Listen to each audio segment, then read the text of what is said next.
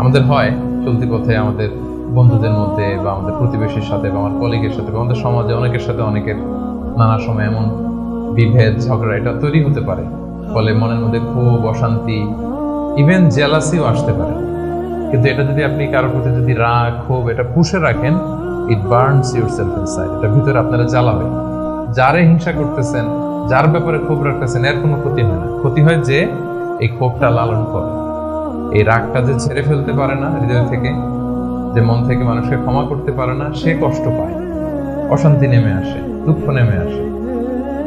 আর যে সিম্পলি ক্ষমা করে দেয় সবাইকে, সে মানে সুখী একটা জীবনযাপন করতে পারে।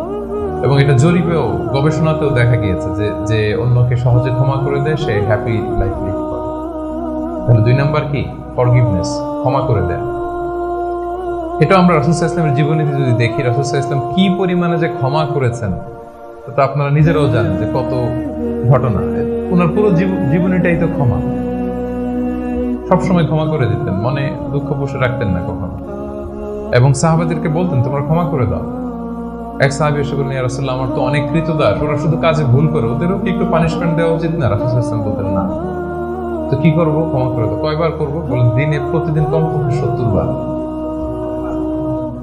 যতবার তুমি আল্লাহর কাছে ক্ষমা চাইবে ততবার ক্ষমা করবে। যতবার আল্লাহর কাছে ক্ষমা পেতে চাও ততবার ক্ষমা করবে। ফিলোসফিটা বুঝতে পারছেন? আমরা আল্লাহর কাছে ক্ষমা চাই, কিন্তু আমরা একে অপরের ক্ষমা করতে পারি না। আল্লাহ তাআলা বলেন যে তুমি ক্ষমা করো, আমি তোমারে ক্ষমা করে দেব। তুমি ক্ষমা করো তোমার ভাইদের, আমি তোমার ক্ষমার ব্যবস্থা করতেছি।